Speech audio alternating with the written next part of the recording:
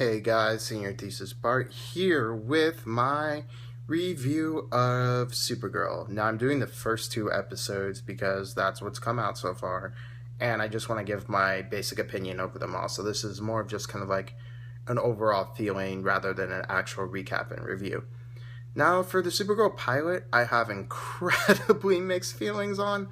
I wasn't sure where to go. I just knew it wasn't necessarily the right direction. Now let me recap by saying I watch most of the superhero shows on TV, and for the past couple years I have. So as you know, I watch Arrow, I watch Flash, I watch Agents of S.H.I.E.L.D., I will watch Legends of Tomorrow. I don't do Gotham. I tried.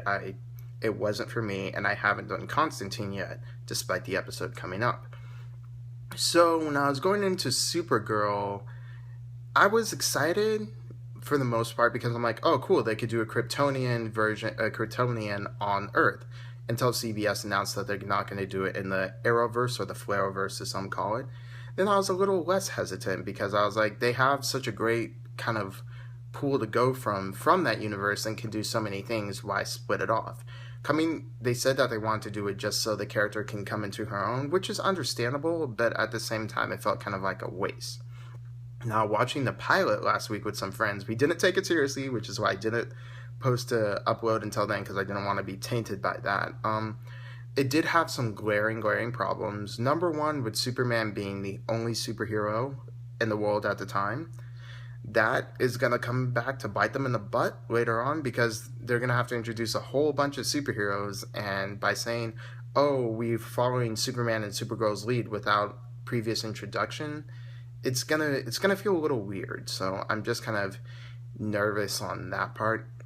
Then issue number two, issues number 2 and 3 are the feminist angle. There isn't a problem with having a pro-feminist agenda. I get that. I understand that.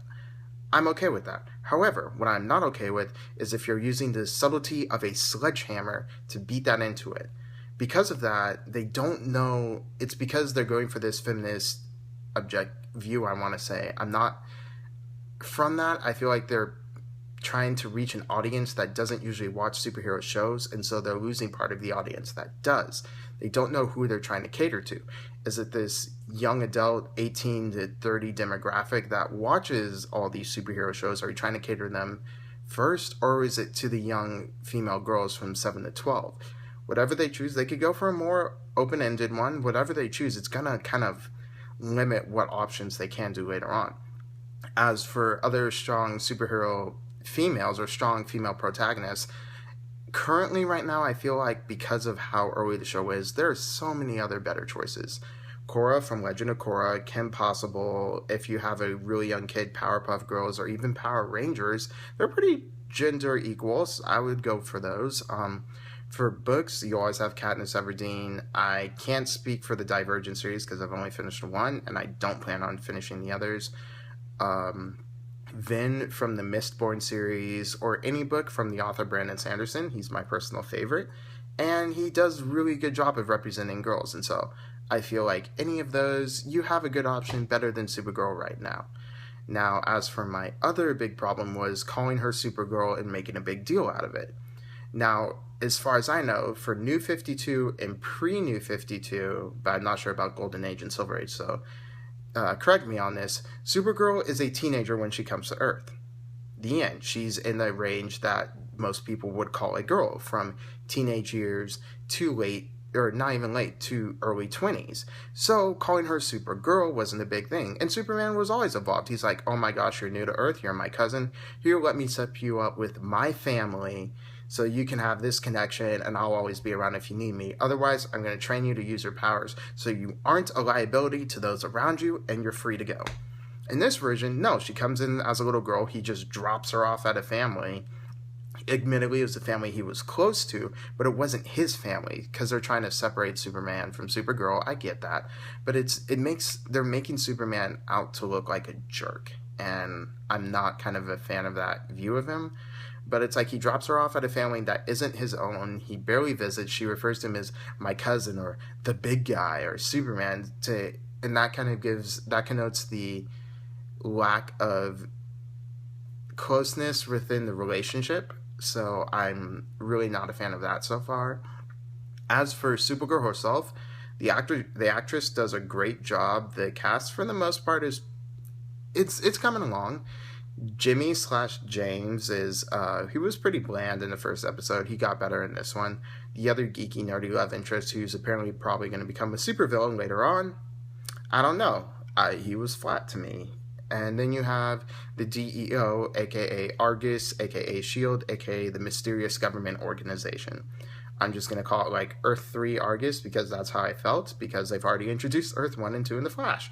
So Earth 3 Argus is led by Earth 3 Diggle, aka Hank Henshaw, if I'm remembering correctly, aka Cyborg Superman. Now, I don't think they're going to do Cyborg Superman this series, or at least not yet, and I personally hope they don't. I'm kind of hoping that due to the end of how things ended in the last episode, they actually do the Martian Manhunter, which would be kind of an interesting twist where you have this ally who's kind of shady and mysterious and really wants you to succeed, but he has his own plans. We've seen that with The Flash. It worked well, but don't try and rinse and repeat it. Do something different where he has his own agendas, but he's not against you, but he's also not what you seem. So, again, I'd like to see the Martian Manhunter do more alien stuff.